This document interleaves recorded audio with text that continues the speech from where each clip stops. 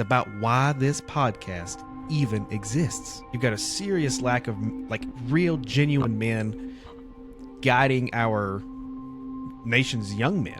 It's a war, and we're losing. Needless to say, I'm not in the military anymore, and I absolutely did not enjoy my time in the military. The military was not for me. I had no business stepping into a grown man's world because up to this point, I never held a job in my life. I had planned on committing suicide that night, in that moment.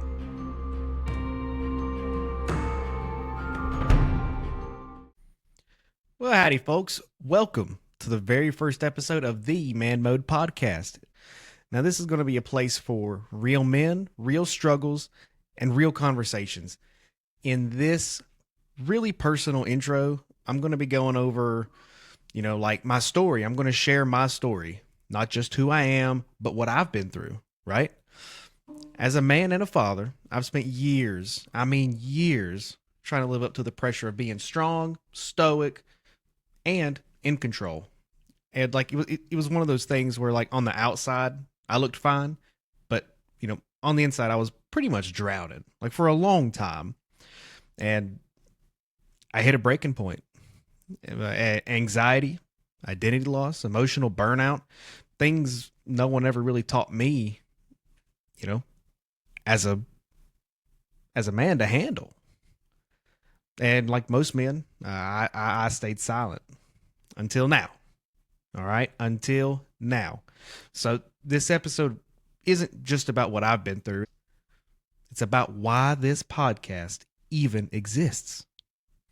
To break the silence around men's mental health, challenge the outdated definitions of masculinity, and create a community where men can talk, feel, and heal without shame. Now, this is not like a safe space or a place where men can go to be coddled, because I don't think men need those things, not in today's world, right? And one can even argue that safe spaces and coddling is kind of how we got to the point that we're at right now with manhood and fatherhood and just things of that nature. So this podcast is going to be exploring those topics that lead to, or that have led to, the serious decline in men's mental health. You got suicides out of control. You've got a serious lack of real genuine men guiding our nation's young men. So you got a whole bunch of little boys turning 18 and they haven't had a man to really show them what it means to be a man. Only a man can make another man, right? It's just how it is. That's the simple truth of it all. And I kind of feel like our society's gotten away from that, and this isn't a podcast that's going to be bashing women or blaming the opposite gender or nothing like that. That's not what it is at all. I'm genuinely curious as to the truth and the why and the how, the actual truth of it all. And hopefully we can get some people on this podcast and interview them, and we can form a very truthful conclusion, right? But it's just kind of where we're at with it in our society when it comes to men. I mean, look, men are drowning. They are. They absolutely are. Between, social media and these really crazy, outlandish influencers on social media, it's really easy to fall into the pitfalls of having to buy Bugattis and creating this just outlandish wealth and treating women like crap and everything. That's not what a real man is. Those don't make a real man. They don't. Honestly, if they did, then we probably wouldn't have the crisis that we do now. And that's exactly what it is, a crisis. It's a war. Think about it. It's a war, and we're losing. We are absolutely losing, y'all. Okay? So we need more men talking about this. Regular guys, okay? Not just the professionals, I should say, because they need to talk about it too, but not just the professionals, not just the Harvard-educated therapists and psychiatrists and doctors. You get more regular men talking about this stuff, you would see a significant change in our society. You would. You absolutely would. But just in case if I didn't say it in the beginning, my name is Country Fried, okay, aka Ryder. Ryder is my actual first name, but I go by Country Fried. And if you follow me on Twitch and my other socials, that's how you know me. That's the name that you know me by, is Country Fried. But anyways, we're going to get on with this episode here. So in this episode, all right, we're going to go into who I am and what led me to start the man mode. All right, we're going to go through the personal struggles that I've faced with my mental health and identity. And we're going to go into why men often suffer in silence. All right, we're going to get into it. Then we're going to get into the mission behind this podcast and what y'all should be expecting in future episodes.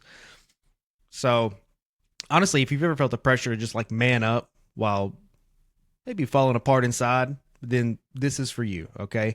One of the mantras, so to speak, that I have picked up lately is it's time to stop pretending. And it's time to start talking, right? Think about that. Stop pretending, start talking. 9 times out of 10, that's all a man needs. Is just a daggum talk. We don't need anyone to coddle us or give us a safe space or even fix it, right? That's what men do. We fix things. We don't need somebody to fix it for us 9 times out of 10. We just need to be heard.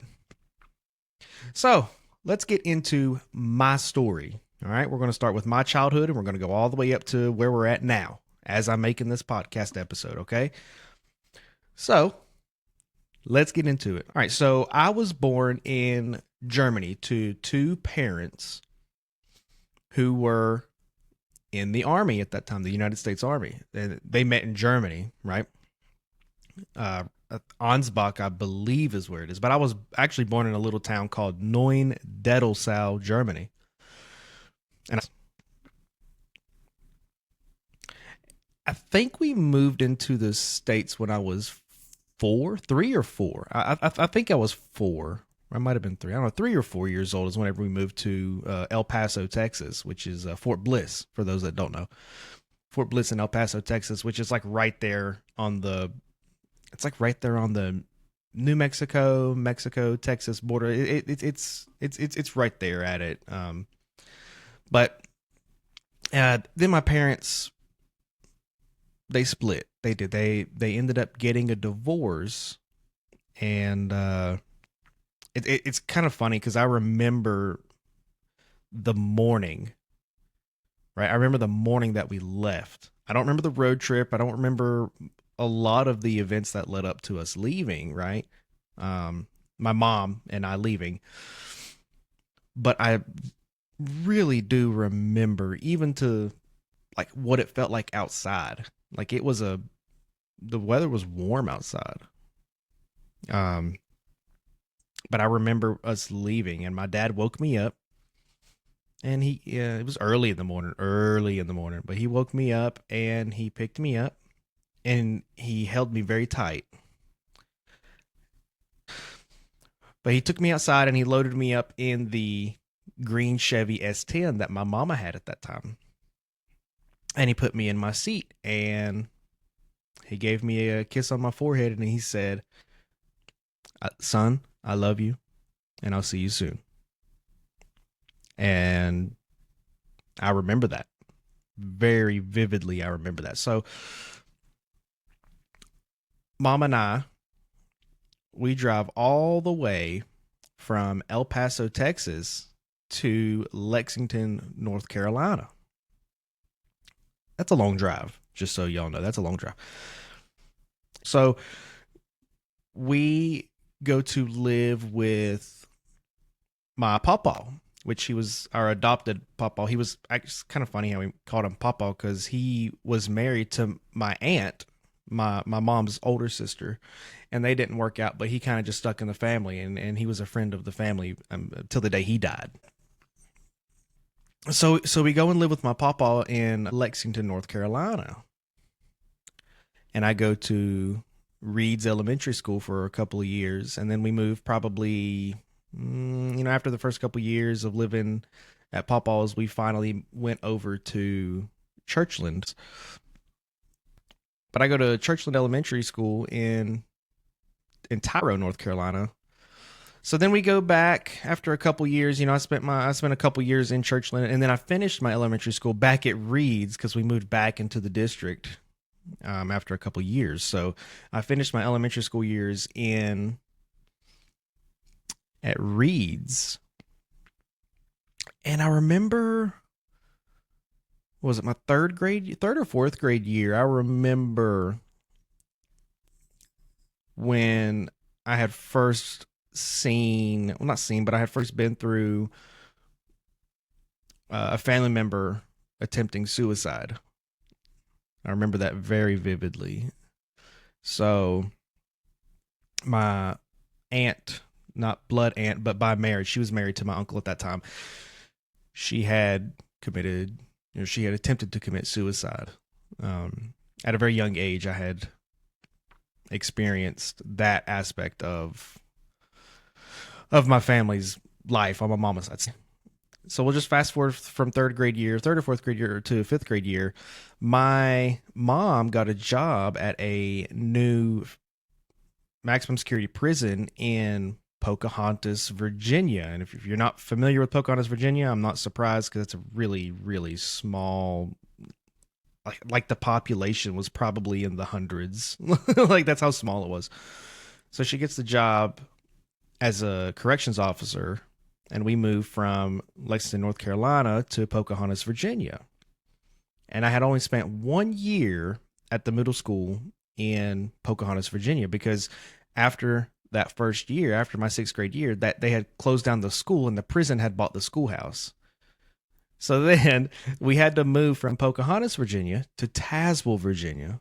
Now Tazewell, Virginia is, well more populated, more known, still small, but it's more known. It's right there near the Bluefield.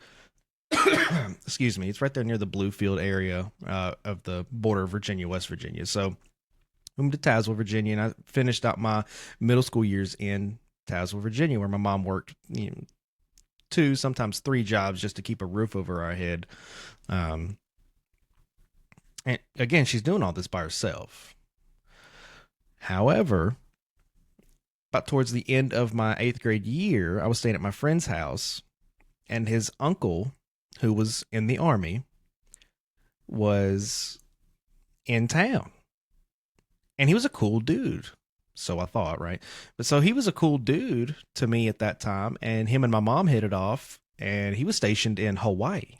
He was stationed at Tripler Army Medical Center on Oahu.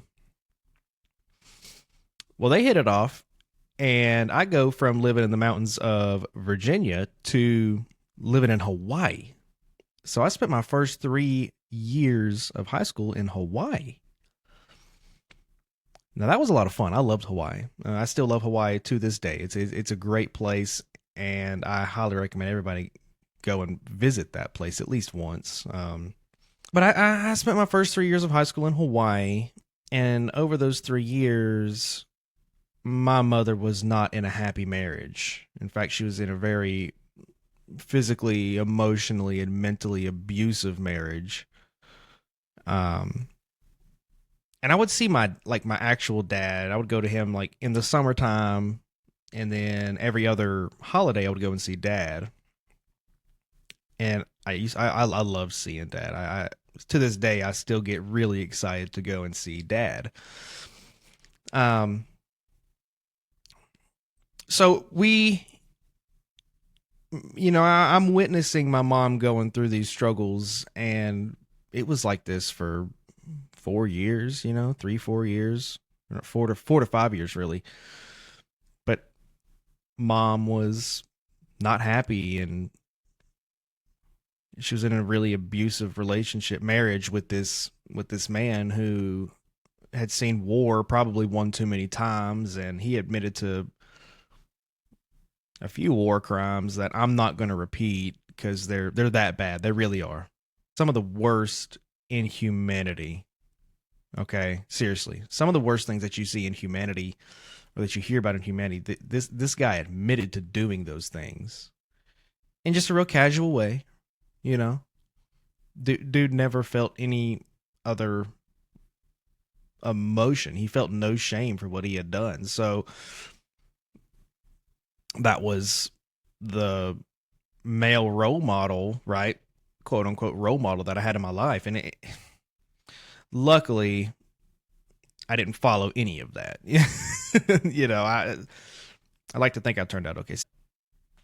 By no fault of my own or my mom, we end up back in North Carolina. So that dude, he had got caught driving while intoxicated. He was on lots of different medications, and on top of that, he was a severe alcoholic. Severe alcoholic. Dude drank like a fish. Beer, liquor, it didn't matter what it was. If it was alcoholic, he was going to drink it. So anyway, the Army forced him to either retire and keep all of his benefits, or he was going to face a full court martial in which he would lose everything. So he chose the forced retirement, which then led us to going back to Lexington, North Carolina. It's kind of funny how you go all over the place and then we end up right back where to the first place that we moved to after my biological mom and dad split. So, and that's where I graduated from, was North Davidson High School in Lexington, North Carolina. Welcome is another one of those like sub towns, a little small town inside of Lexington. And yeah, so I spent my very last year of high school in North Davidson. Y'all do the math. You know what I mean? That is 2 elementary schools, 2 middle schools, and 2 high schools, which is probably not as bad as some other military kids, right? But that's where my childhood, quote unquote, ended. And let's see. So June, July. So 3 months after I had graduated high school, I enlisted into the Army myself. And I went to basic training at Fort Benning in Georgia, and I did my AIT, aka job training, as a radio commsec repair maintainer in Fort Gordon, Georgia. Sorry. So I did my basic training at Fort Benning, Georgia. I did my AIT at Fort Benning, Georgia. And my one and only duty station was Fort Drum up in northern New York. Well, needless to say, I'm not in the military anymore, and I absolutely did not enjoy my time in the military. The military was not for me. It was not for me. I just could not get behind what the officers and what my leaders were getting into. It was a very tumultuous time for me. It absolutely was a tumultuous time for me. And I could definitely go into detail on that into a later episode on the podcast. Just for time's sake, I will not get super duper into detail. I will tell you this, though. I had no business, now that I can look back on it, right? Hindsight being 2020 type stuff. I had no business stepping into a grown man's world, because up to this point, I never held a job in my life. I never applied to a job in my life. I had absolutely no responsibility, and I had absolutely no idea of what it meant to be a man, right? That's a grown man thing to do, is to go into the military. And in high school, I played some sports, but in high school, I mainly focused on performing arts, and I loved it. I loved the tech side of things. I did. I loved the tech side of things in the performing arts. I liked chasing girls in high school too, just like the normal high school experience for a boy in high school, a teenage boy. But the thing is, at that time, I didn't have a consistent role model right there in front of me. Now, my dad was there for me in the best way that he possibly could, but he was also in the military. My mom had chose the option to get out of the military whenever she had me, because women get that option. But Dad stayed in for 23 years. He didn't get out of the Army until I was about to graduate high school. So now that I'm a man, I understand where he was coming from. But when I was a kid, I didn't understand that not one bit.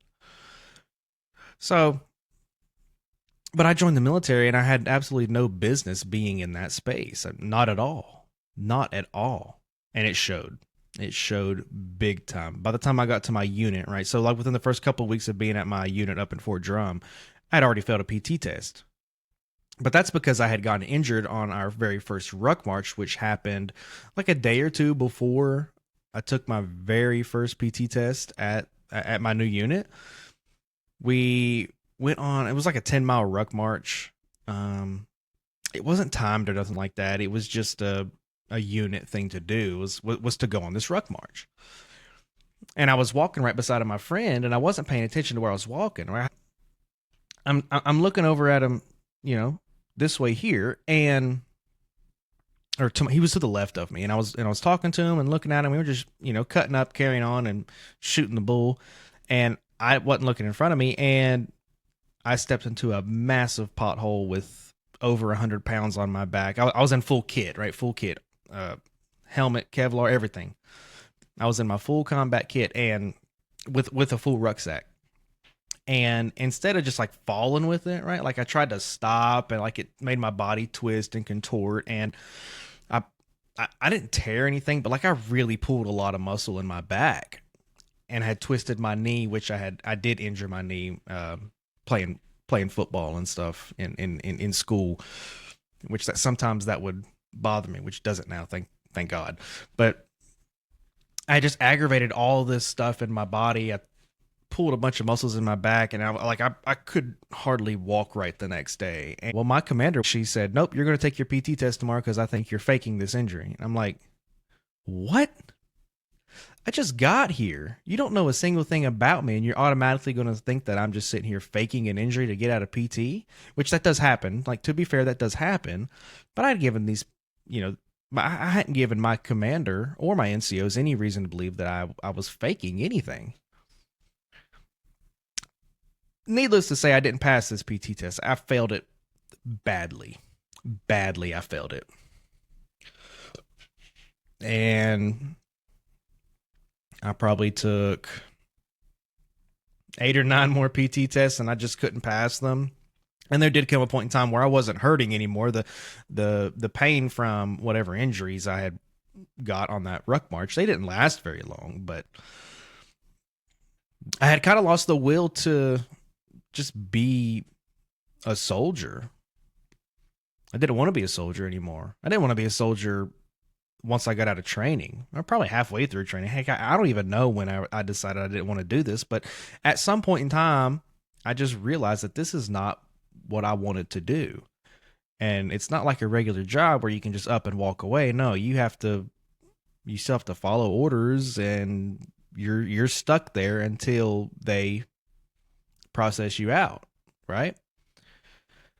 I was at that duty station for a year and 3 months, So total, I was in the military for only 2 years, which is a really tumultuous time for me. I'd call my dad, pissed off, angry all the time.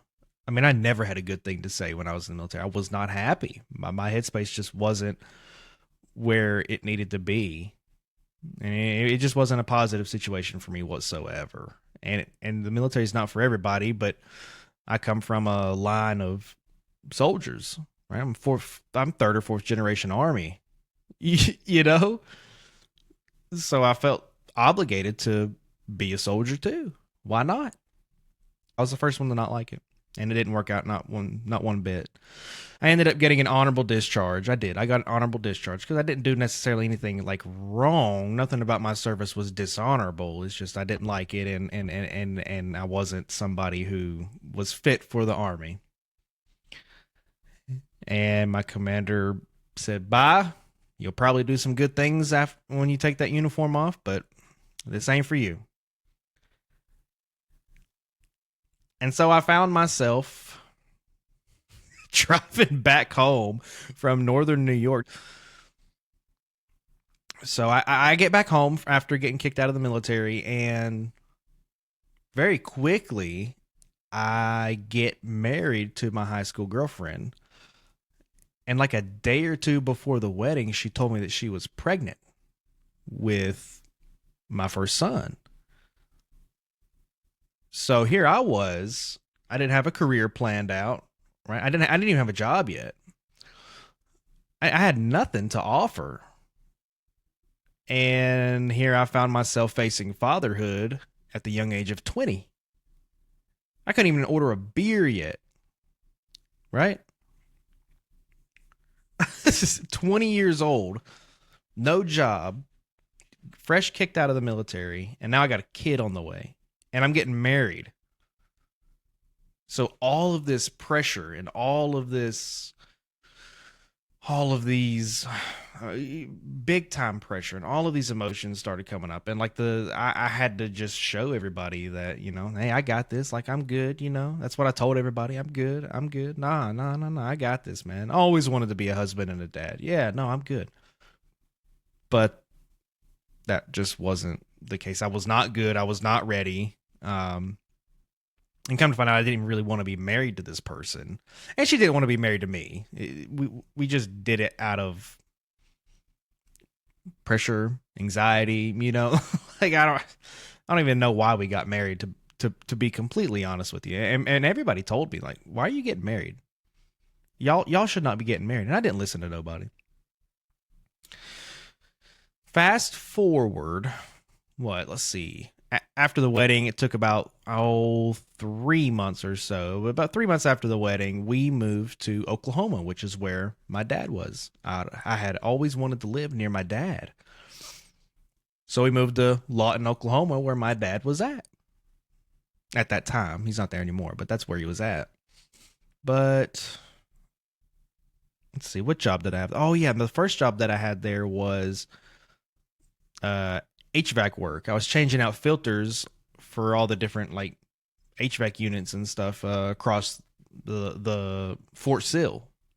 All the different buildings. They got the medical building there. They all the buildings on Fort Sill. We were changing out the filters, and it was a really cushy job, but it wasn't anything that was going to take me to the next level in my career. So I probably worked that job for 6 months, and then I became, and then because I still had a security clearance from my time in the military. So the next job that I did was audio video installations and audio video work. So we would go to, I was working for this company called Beyond the Wire.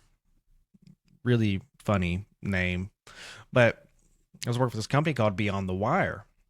And what we would do is travel to different military installations across the country and install audio and video equipment and immersion equipment in classrooms, auditoriums. We were creating immersive training environments for soldiers. It was a really cool job, but I did not like the people, and they did not like me. And so I found myself in another situation in which I'm doing something that I don't even really want to do. Like I wanted to do the work, but like the people that I was with made me not want to be there. And like I'll give you an example. We were in Destin, Florida, and there's an Air Force base down there in right there around Destin. I don't remember exactly where it's at, but I remember going to Destin Beach during my time there. And I had eaten a sandwich from Which. And I don't know what was in this sandwich or whatever, but probably about an hour or two after I had eaten this sandwich for lunch, I'm throwing up. Like it's coming out both ends. I'm not even kidding. It's coming out both ends. It was that quick. I had gotten food poisoning while I was there. The the owner of the company, which is I was working directly with him at that time. It was me, one other worker, and then the owner of the company. We were working, and I'm stuck on the pot, and like I'm sweating bullets, and it's coming out both ends. Well, once I finally got a break from that, I go sit out in my car, and I got the AC full blast, And he comes and knocks on the window and he's like, are you going to be good? Like, when are you going to come back in here and get back to work? I'm like, boss, I'm probably about to go back to the hotel. And he said, I got to be honest with you. I think you're faking it. What? Bro, I'm like three different shades of green and you think I'm sitting here faking it, man. Do you think I forced myself to sit on the pot for the past 30, 40 minutes? You know? But like that's the kind of environment that it was. You know, like that's the kind of environment that I had found myself in yet again, another subpar environment, and I didn't want to be there. I didn't want to be there after that. So after that trip, I had gotten back to Lawton, Oklahoma, and we had another project going on in Fort Sill. And how the schedule was, it was 2 weeks on, right? So you'd work for 14 consecutive days, and then you'd get 3 or 4 days off. Well, they weren't going to give me my little 3 or 4 days off. They wanted me to go and work some more. And at that time, my son had already been born, and so I had an unemployed wife staying home with my newborn son. I wanted to go spend time with my family. Well, I I was talking to the supervisor there. I said, "Look, I need to get back home. Okay, this is ridiculous. I've been gone for 2 weeks. I'm ready to go back home." And he's like, "Okay, yeah, no, you're good. You're good." Well, I get a call like a couple days after I had went home, and I was fired from my job because I had decided to go home instead of working some more after had being away from my newborn child and at that time my wife, and I just want to spend time with my family. So found myself in a situation where, okay, yet again, I have no job. We didn't have much in the way of savings. We're living in this little rinky-dink ghetto apartment where gunshots are happening like every weekend. I'm not kidding, by the way. So after a year of being in Lawton, Oklahoma, we decided to come back to North Carolina, and this is where I've been ever since. We're back in North Carolina now. But then the marriage really started to fall apart once we got back, right? So we were living with her grandmother. We didn't even have our own place. And I was working, oh man, I don't even remember what job I was working. I think whenever I had gotten back. Oh, when I had gotten back, that's whenever I went and took on another government contract, but this one was overseas. Right? So it was a 90-day contract in Kuwait. And I go to Kuwait and I'm doing the same kind of work that I was doing in the Army. I'm doing radio ComSec repair. I'm testing radios and we're installing them into vehicles so that they can go to up up there to Afghanistan and wherever else they got to go. So we're prepping the vehicles with communications equipment, Blue Force trackers. We're loading the radios with ComSec and making sure everything's good to go, and then we're installing the vehicles and they go to their respective destinations. And that was a long 90 days. Being over there in Kuwait was a long 90 days. I remember missing my family a lot, right? Not just like my mom and her, but I really remember missing my son. And my wife at that time still wasn't working. I don't think she worked a job the whole time we were together, right? Which was the whole time that we were married. It was like over 2 years, right? Two years, better part of 2 years we were together. Married, anyways. So about 2 weeks before I was, about to go back home, because it was just a short-term 90-day contract, which it did exist at that time. I don't know about now, but that was a thing then. I get a call from my wife. Again, at the time, my wife. We were just calling. We were just on a regular phone call, and she was driving down the road, and she had my oldest son in the back. And she gets into a car accident while I'm on the phone with her, with my son in the car. And you want to talk about just my heart fell into the bottom of my stomach. I was so worried about my son. and she's crying and everything, and my son's crying, and luckily they ended up being okay. But that very next day, I had called my, I had emailed my supervisor back in the States, which he was the one who coordinated all the transport and everything. I said, look, because I had planned on extending. So right, I did plan on extending my 90 days another 90 days, and I said, look, I'm not going to extend anymore. This is what happened. My wife, I was on the phone. My wife got into a car accident, and like I just need to be home. I just need to be home. But he was mad because he had paid for my passport to be expedited because I didn't have a passport before I left. So they paid a bunch of money, and I feel bad like about that aspect of it, right? But they had paid a bunch of money for me to get my passport and go to Kuwait to work. And anyway, so I get back home, and in that time frame, I had made right around $30,000. I get back home, and there's not a freaking penny of it left. There's not a penny of it left. I spent some of it when I was in Kuwait, like food and just expenses of living. But I came back home and there wasn't a penny of this money left that I had made, and I was just so mad. So it turned a reunion, what was supposed to be a happy reunion. I was happy to see my son, but it turned what was supposed to be a happy reunion into like just utter disdain. I At this point, I was just so done with being with this woman, and because we had never really like connected truly on the emotional level. So like I get back and all this money's gone, and it's like, well, what the heck did I spend 90 days away from my son for, right?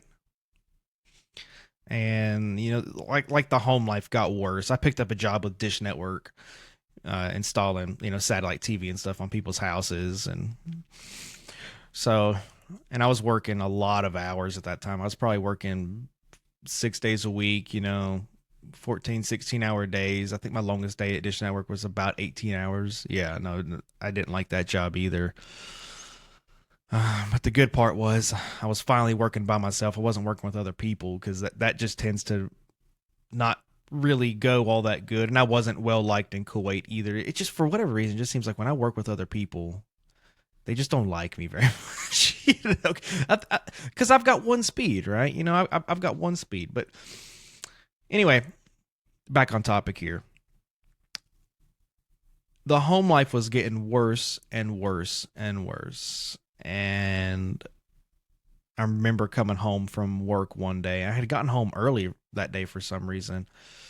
And my ex-wife, or my wife at the time, was sitting in the same recliner that I had left her in with the same blanket, a dirty house. Keep in mind, we're not even living, like, this isn't even our house. We're just living in somebody's house, right? Her grandmother's house. Dishes in the sink, house absolutely filthy. My son sitting up there in a really freaking dirty diaper and everything. And there's Jersey Shore on the TV. And to this day, I do not watch Jersey Shore. I do not let people watch Jersey Shore in my house. I think that's a terrible show. Not just because of that. There's other reasons, but I remember just feeling so incredibly angry when I walked through the door. I grabbed all of the trash and the toys and everything, and I literally threw them out of the front door. Literally threw them out of the front door. I even took my son, I changed his diaper first, obviously, and then I took him out of the chair, out of his high chair that he was in, and I put him in his pack and play or something like that. And then I folded up that high chair and I threw it out the front door too. I threw everything out the front door. And the whole time she's screaming and yelling at me, cussing at me. I'm screaming, yelling, cussing back. Just like it didn't happen in front of my kid, right? But I'm sure like my son could hear that. And then a couple weeks later was my birthday, right? It was in September, early September. It was my birthday, and I come home from work, and my ex-wife had packed me a bag and left me a note, and that note said that We're all scared of what you're going to do next. And I remember feeling very defeated, and my anxiety was just getting worse and worse and worse from being in this volatile marriage. So then I drive over to my mom's. About 45 minutes down the road, I drive to my mom's, and the whole time I'm just worried, like, how am I going to save this marriage? How am I going to save this marriage? And I just want my kid. I just want my marriage to work out. And well, it didn't work out. Um, my ex-wife had come to stay at my mom's for about a week or so, and I was real heavy into video games. Like, whenever I was home, I wouldn't spend time with my family, and that was my fault, right? That was where I went wrong. I wouldn't spend time with my family. I'd be on video games or watching TV or something. It's just I'd come home and not want anything to do with my family. Like, I'd miss them when I was away, but then I get home and not spend any time with them. And so she came back, right? She came and lived with mom and myself in this little 1 bedroom apartment, and just nothing was changing enough for her, and we mutually decided that, yeah, it's time to get a divorce. And the next day, or we decided that night before we went to sleep, and then the next day she packed up her things, packed up my son, and drove away. And I remember watching so my mom was on the third story. So I remember watching from her third story, like little back balcony. She had her own personal balcony. And I remember watching them drive away. And I just remember bawling, crying, like, dang, I failed. I failed this. I failed my son. I failed that woman. I failed myself. I I just failed. All I've done at this point in my life is fail. And I didn't have a job at that time either. I had quit. I had quit working at Dish Network, and I didn't have a job lined up at that time. And so all I've done in my first few years as an adult, as a man, or what's supposed to be a man, right? All I've done is fail. I haven't done nothing with my life except make a cute kid, make a cute baby. I I don't know.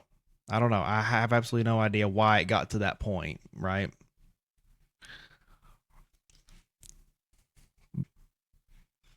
And I remember feeling so defeated. And again, shame. Oh man, the shame was real at that time. And I didn't really talk to anybody about it. I didn't talk to nobody about it. My mom could see that I was suffering and what I was going through, and what is she gonna do? What is she gonna do in that situation? I just kind of have to go through it. And then I fell into, let's see, probably about 4 or 5 months of just drinking really, really, really heavy, and trying to get with different women and start another relationship. But I wasn't happy with who I was, so how could I expect somebody to be happy with me? I didn't love myself at that time. How could I expect somebody else to love me? And it all brings me back to, like, when I think about that, right?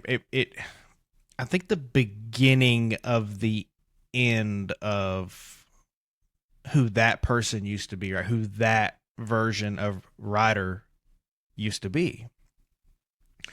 It goes back to when, it was probably the first few weeks that I was staying in Oklahoma. Like, we had stayed at my dad's house. We drove from North Carolina to Oklahoma, and we lived at my dad's for about a month or two. But after the first few weeks, right, I'm searching for a job, and I'm not finding one.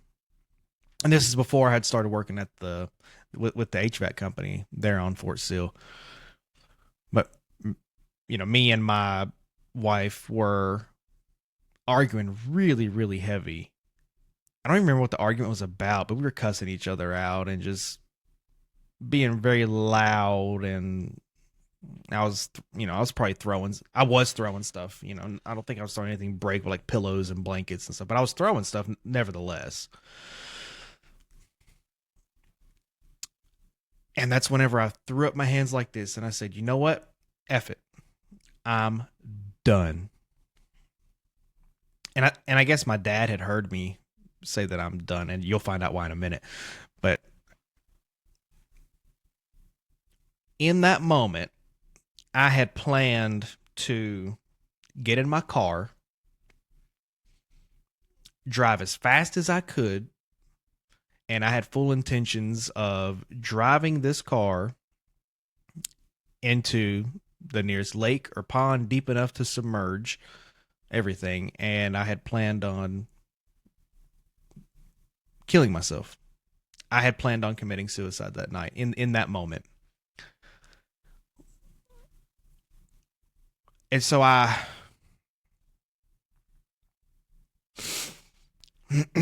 excuse me. And so I very panicked, very panicked, like going around the house in full panic mode, tears rolling down my face. So angry, so angry at everything, at everybody.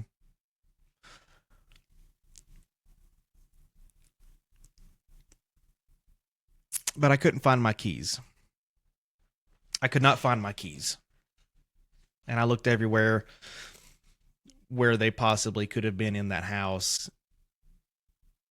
And I remember looking back and forth, back and forth, back and forth until literally all these things that I was feeling had like literally just become so heavy that it just brought me to my knees, and I had thrown myself on the floor and I just wailed.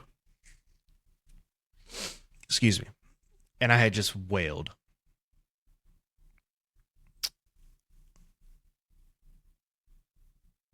And my dad got on his knees in the floor with me, and he just put his arms around me. He didn't say nothing. He didn't say nothing at all. He just put his arms around me. And I just remember crying. And I remember asking my dad, why didn't my brothers want me when I was in the army, right? And I asked him, I said, why didn't they want me? What was wrong with me? Why didn't I make that work? Why couldn't I succeed as a soldier like you did?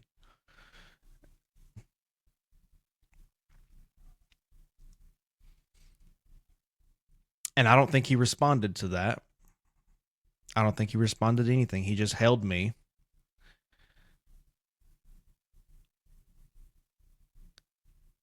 It's actually kind of been a while since I've thought about those emotions. I'm sorry. I'm not trying to I'm not trying to mess up the podcast here. Just I haven't thought about that in a while, honestly. I'd brought it up, a week or two ago in one of my streams, but I haven't like actually sat and thought about those emotions for a while before this moment. So, but come to find out, Dad knew exactly where my keys were, and I don't know how he knew because I didn't announce that I was gonna. I didn't announce what I was gonna do. I just said, "Eff it, I'm done," and I'm very thankful to my dad for being there and for me in that moment. That's tough. That's tough to think about. And then a year and a half later, then I'm getting a divorce and I'm going through all of those emotions that come through a divorce because so come to find out, I didn't know this at the time, but come to find out, you process a divorce the same way that you process death, right? You grieve a divorce the same way that you grieve a death of a loved one. And that was absolutely true. I felt every single stage of that. And it took 4 or 5 months to finally feel okay with being with myself. And in the grand scheme of things, 4 or 5 months isn't that long. But when you think about when you're going through those kind of things, right? You're feeling the shame, you're feeling the failure. And like I had said before, up to this point, I haven't succeeded with anything in my life other than making a beautiful baby boy. And so you think about all the things that you've failed at, and that's when the shame and the guilt and everything set in. But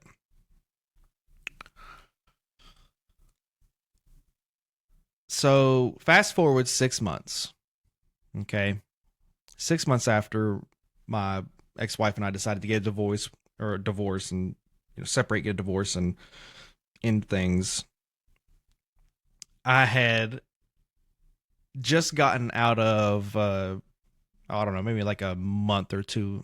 No, not even 2 months, like a month long relationship, right? I was messing around with this one girl and I had swore off women. I said, you know what? I'm not going to even try anymore.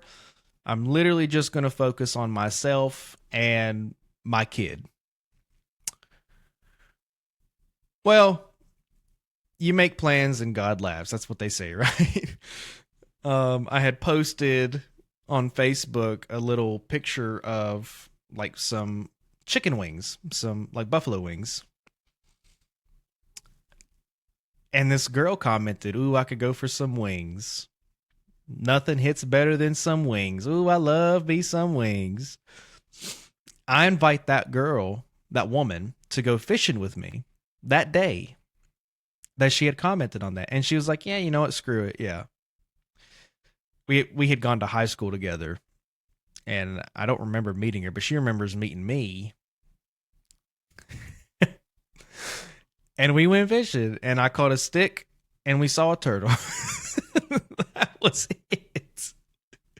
And so it wasn't really like supposed to be a date. It just kind of turned into one. And then we went to Longhorn Steakhouse. And at this time, I had a good paying job. I was working for General Dynamics, but I still wasn't financially safe or sound or anything. So my plan was to split the bill with her. And I asked her, like, "Are you okay with splitting the bill?" And she was like, "Yeah, no, that's fine." Come to find out, there was like a discount or something on the meals that we got. So like the meal didn't even end up being $30 for us both to have our own steak, salad, bread, and everything from Longhorn. It's so I pay for the whole thing. And she looked at me and was like, I, she was handing me her card and she was like, "I thought we were splitting this." I was like, "No, no, I got it." "You sure?" I was like, "Yeah, yeah, no, no, I got it." So, and I tell you what was actually really funny was that night, right? We get back to my apartment and I'm walking her back out to her car. And I asked her, like, "Can I kiss you?" And she said, "I had onions. Nah, I'm good." "I had onions. I'm not going to kiss you tonight." I was like, "Oh, okay." I didn't even get a first kiss on the first date. That wasn't actually supposed to be a date. um, I just remember feeling the happiest that I had felt in a long, long time. Like I was at the point to where I did love myself again. And I think that's why that date went so well because I was just I was comfortable being in my own skin again. And we went on our first beach trip like golly a week later, and then a week after that I had actually lost my job at General Dynamics and I didn't have any money. I was barely affording my rent at that time and I didn't have any money. And so we moved into her parents' house and they just accepted me and my son like with wide open arms. There was a right before I had met uh we call her Doctor Lady. So right before I had met Doctor Lady. Oh, wow, I can't believe I forgot to add this in there. But my son, who was 2 years old at the time, he had gotten his mother was sending him to a babysitter, and my son ended up getting getting physically abused there. And I remember getting a call. This was while I was at work. This is at General Dynamics. I was at work, and I just so happened to be at my computer. I wasn't in the the restricted area where there's no cell phones or computers or nothing like that. And I got a call from my ex-wife, and she said, "Hey, CPS is here, and they're saying that you have to come and pick up our son, Liam. That's his name, Liam. And you have to come and pick up Liam." I'm like, "What? Nah, this can't be right." So, anyways, I go, I leave work and I go and pick him up, and the CPS worker looks right at me and is like, "Look at your son's hind end." What do you mean, look at my son's hind end? What's wrong with his hind end?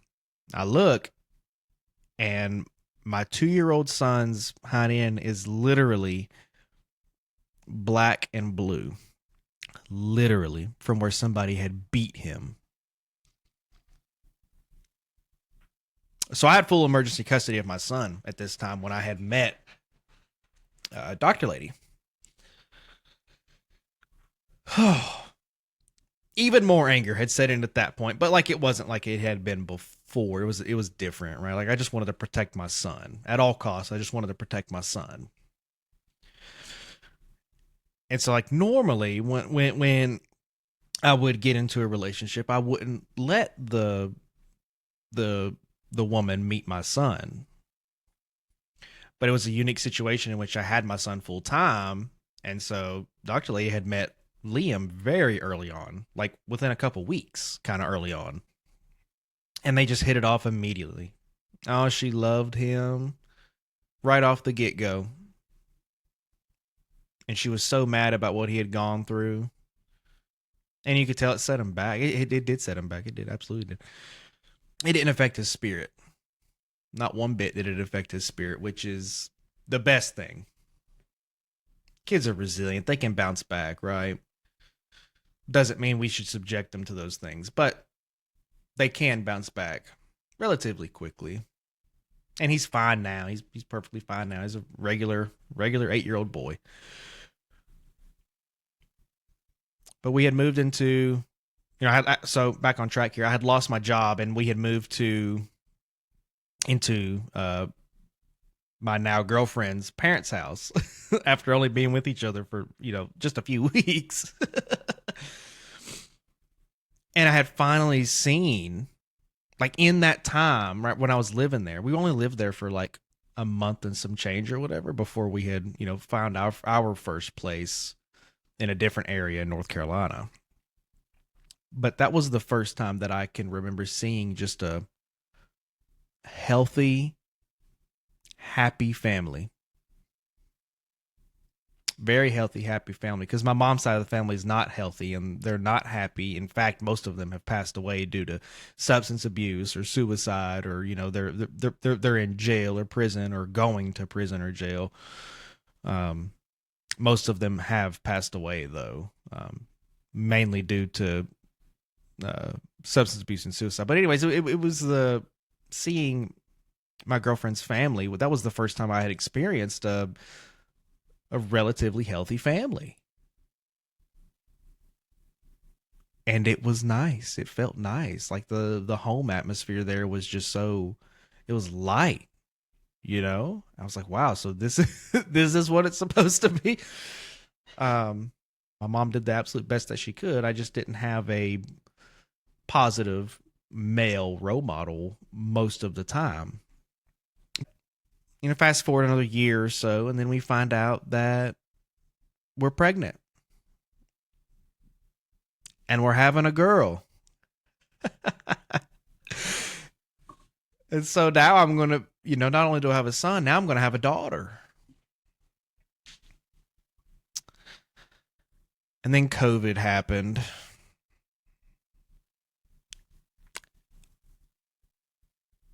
And Dr. Lady's parents are no longer with us because of during that time.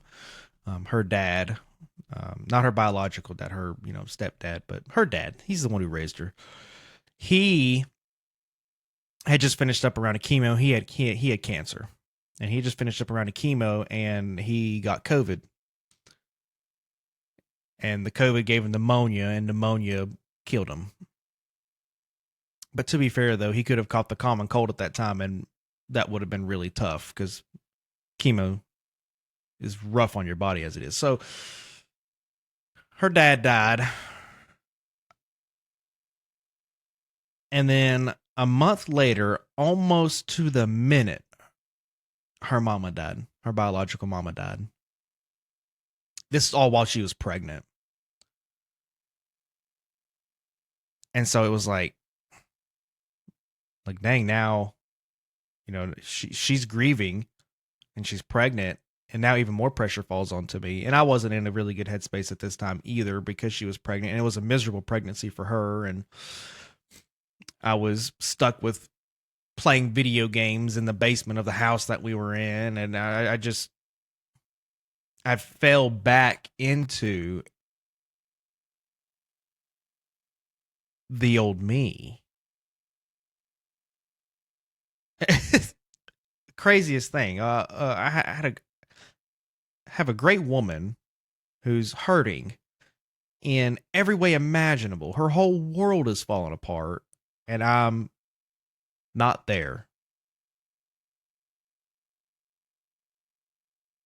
I'm stuck playing video. I was playing Warzone at this time.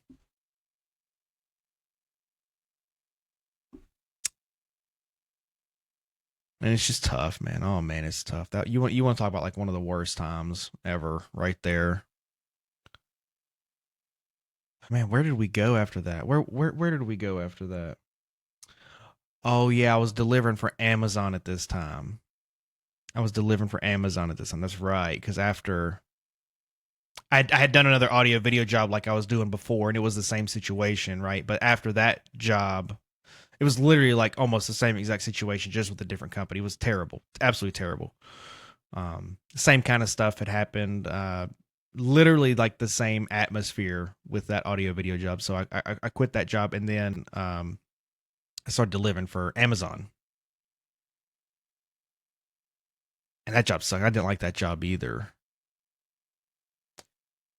But then one day, I take my son to daycare,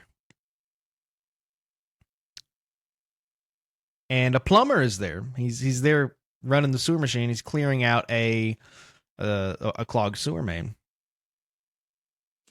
And I asked him, I was like, "Hey, y'all hiring?" And I had a conversation with Dad like a week prior to this, and he said, you should think about picking up a trade, because all these jobs that you're doing, you're not happy. They're not doing anything for you. You're not building a career. You're just wasting your time. And so the guy that was there, he said, "Yeah, here, let me give you my boss's number. We need some help." And I bothered that boss for 2 weeks. And I bothered him on Monday and Friday for 2 weeks. And on that second Friday that I called him, he said, "Well, why don't you come on in and talk about it? Or why don't you come on in and we'll sit down and have a discussion about it?" And so I do. And I become a plumber. I became a plumber. And almost exactly 1 year after I had become a plumber, that's when I did get married to Dr. Lady. And we got married on Myrtle Beach. It was a small, intimate wedding. We didn't have a honeymoon yet. That's happening in the next couple of weeks. Literally, in the next couple of weeks, we're taking our very first vacation with just us, no kids or nothing. But yeah, no, I remember the wedding was a good time.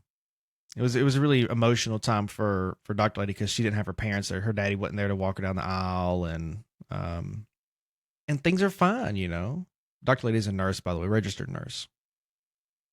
When we met, she was still going through nursing school, and I was still, I was paying all the bills this time. We didn't have much. But anyway, she graduates nursing school, and we're living life, and she is doing the nursing thing, and she's kicking ass at it. I would say about after a year we had my son.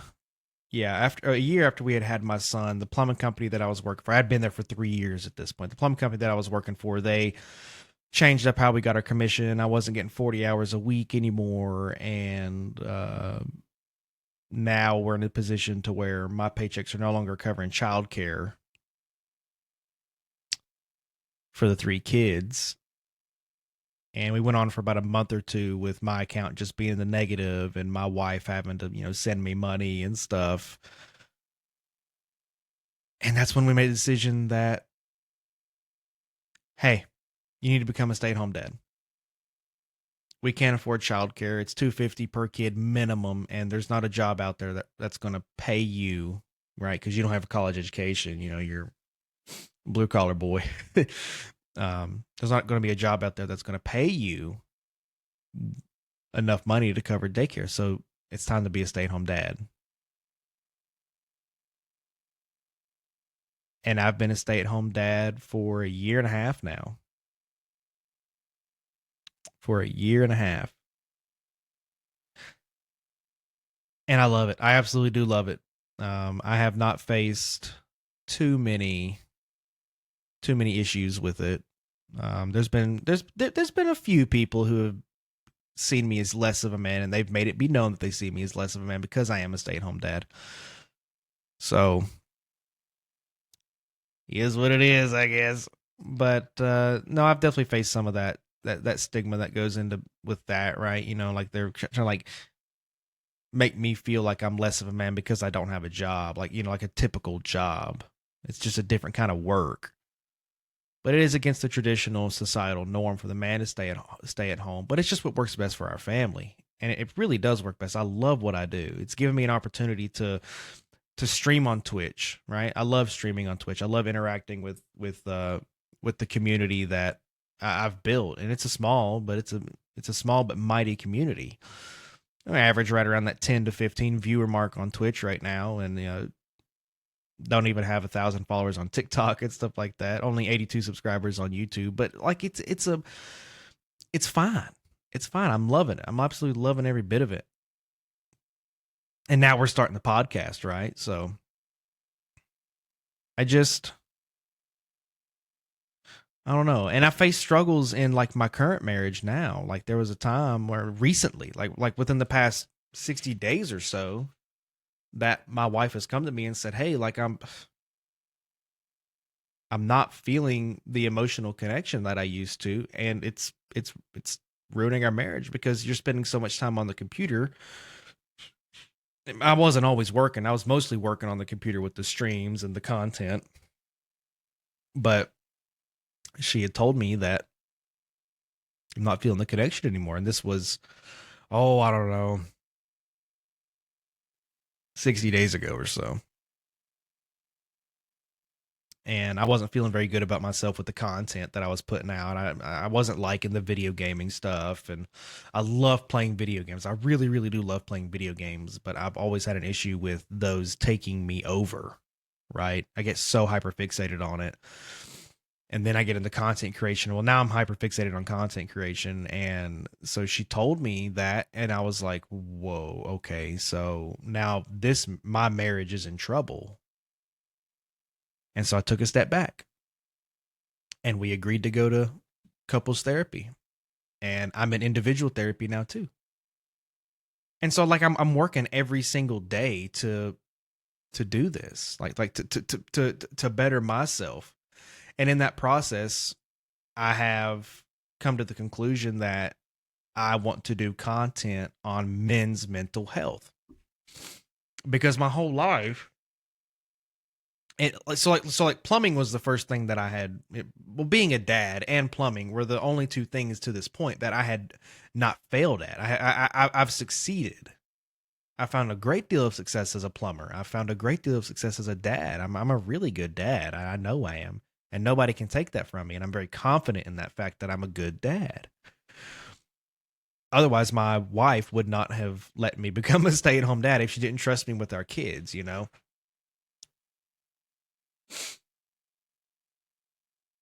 But everybody needs to talk to somebody.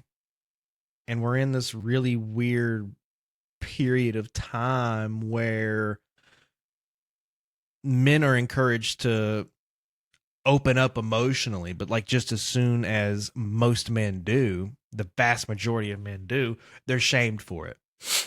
There's that chink in the armor. There's a crack in this man. He's less desirable. He might not be no good, you know.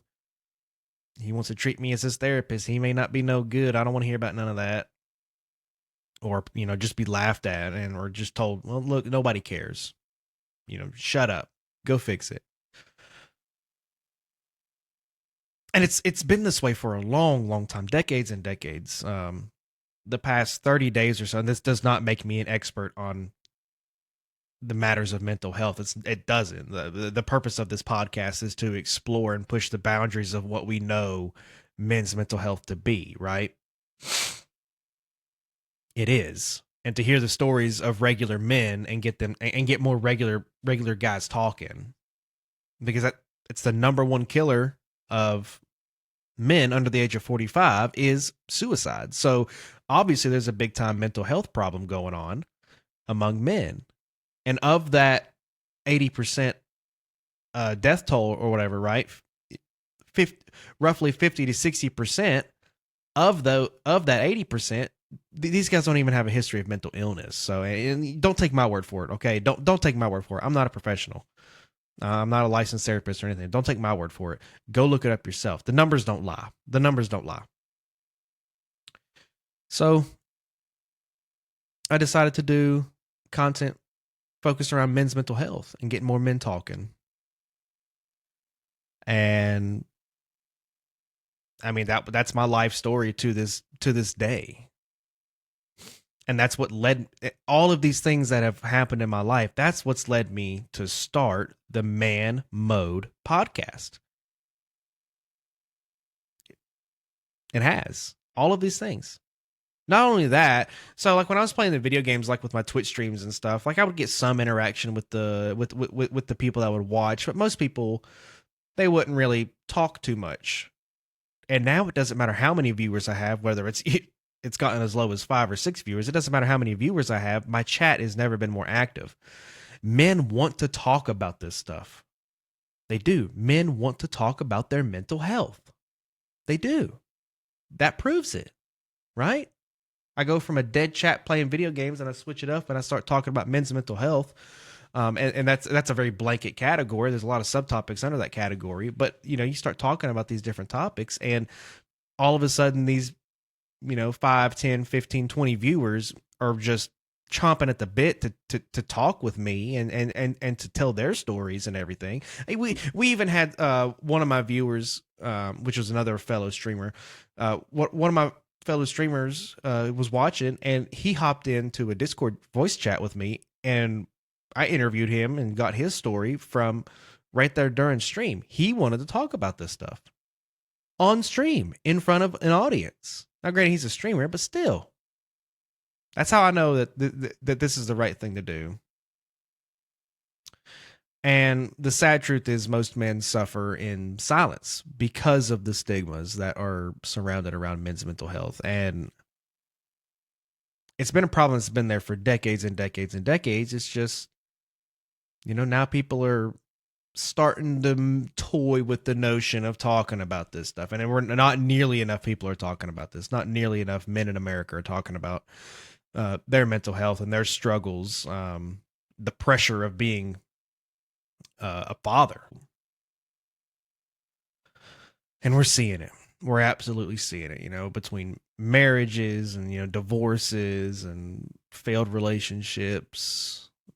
It's disastrous for men. It's absolutely disastrous for men out here. And it is a problem for women too. Don't get me wrong. And the mission of this podcast is not to bash women or anything like that. No, the mission of this podcast is like I said, to push those boundaries and find the truth behind the crisis. Again, it's a war. The men's mental health crisis is a war. And newsflash, we're losing. We're losing. You can agree or disagree with that. Doesn't matter. It doesn't change the fact that we're losing the war on mental health in general, but specifically men's mental health.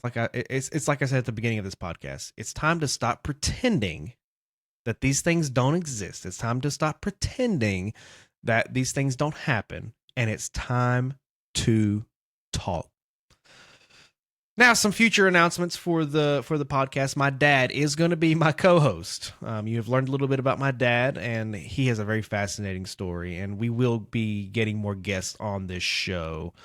But today's show was just an introduction, and I wanted to give you the story of the man that will be hosting this podcast. But my dad will be my co-host, and we're going to get some guests on here, and we're going to get their stories. And their mental health journeys and their struggles, and just get more regular guys talking. None of this is going to get fixed until we get more people talking. But anyways, that is going to conclude our very first episode of the Man Mode podcast. Did not expect it to be as long as it was, but it is what it is. You know, sometimes you just get to talking, and it's a thing. Apologies if I rambled on there for a little while, but if you had made it to the end here, I thank you for that. And please consider subscribing to the Man Mode podcast. I definitely appreciate y'all's time. And as always, stay safe, stay blessed. And this is Country Fried signing out. Y'all have a good one.